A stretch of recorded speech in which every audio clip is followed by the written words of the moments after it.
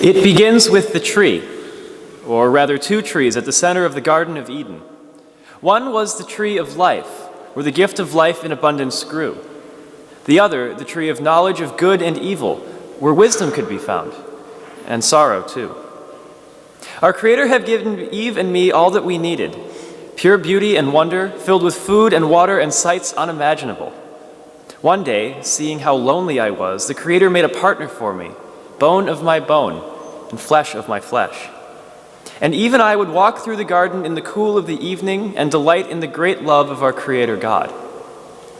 In our walk, we could see creation spread out before us. There were plentiful animals and birds and trees and flowing water. But our gaze always returned to the two trees that stood in the middle of the garden. Both were works of art. Both had fruit hanging heavy from their branches. It caused us to remember and wonder about what God had said to us, what commandment God had given. "Do not eat of the tree of the knowledge of good and evil," said God. Which seemed strange to us, for the fruit on that tree appeared so luscious and life-giving. But since God had fashioned me out of the dust of the ground and given us everything we needed, how could I disobey? But then, one morning we came upon one of God's creatures. It spoke to us, a novel thing to be sure. Birds sang, animals grunted and howled and brayed and roared, but none had ever spoken to us in our language. But that morning the serpent spoke so we could understand. It was funny, to say the least. The serpent hissed when he was speaking to us, and yet we understood what he was saying. He said exactly the opposite of what our Creator had commanded us. But the serpent was crafty with his rhetoric. He knew how to get our attention. He began with a question. The serpent asked, "Did God say you shall not eat of any tree of the garden?" I told him what God had said about not eating from the tree of the knowledge of good and evil. We were not even to touch that tree. Oh, you should have heard the serpent hiss then, a long, sustained outbreathing of air. God had breathed life into us, but the serpent was drawing life right out of us. "You will not die," he said with a voice as sweet as honey. "You will not die." And then he added a promise like none we'd ever heard before. "You will be like God." Adam and I knew better, of course. We almost laughed out loud at this claim. But the tree was so lovely, and the branches hung so low with ripened fruit, and the sun that afternoon shone the color of butterscotch, so that anything seemed possible in the Garden of Eden. Anything seemed possible if we would just take a bite. A deeper and richer life awaited us if we would just take a bite. And so we did. How foolish we were to disobey God's command. Immediately we knew what we did was wrong. Fear rushed in and perfection fled. We began to notice things we had not noticed before. For one thing, we saw that we wore no clothes, not a stitch of clothing. But that had never been a problem before. Our anxiety grew great. Shame and fear were all we felt. We just wanted to cover up.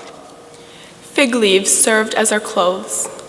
Late that afternoon, when the glaring sun was just beginning to set, we heard the footsteps of God in the garden, out for a walk among the precious creation. We felt pure terror, an emotion we had never experienced before. We immediately sought a hiding place, a place to cover up. "Where are you?" God asked. God's voice sounded like the water of a gently flowing river, slipping over the smooth and rounded rocks. God's voice, a whisper really. "Where are you?" And I tried to justify our actions. "Oh God, I heard the sound of you walking in the garden, and I was afraid, because we were naked, and so we hid ourselves." God immediately recognized, of course, what had happened, what we had done.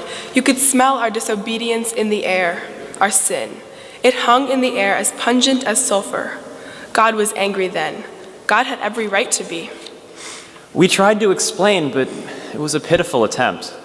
I blamed Eve. She blamed the serpent. Isn't that the way we humans act even now, outside the garden? All blame and shame, and fear too. When I was able to raise my head, I noticed in God's eyes such sadness. Broken-hearted God was. It made me weep.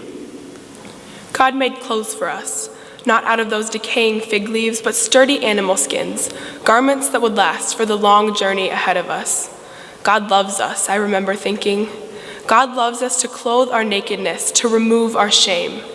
God loves us, even though we had disobeyed our Creator's commandment. As we were leaving that wondrous garden into an unknown future, we looked back and saw the two trees standing majestically at its center. All was still. Even the birds had stopped their flying and settled in the branches. And yet, in the next moment, I saw in the tree of life a sudden fluttering of leaves. A breeze had sprung up, a breath of fresh air rippling along the leaves, which were now shining and flashing silver and white. A sign of hope it was, or so I understood it.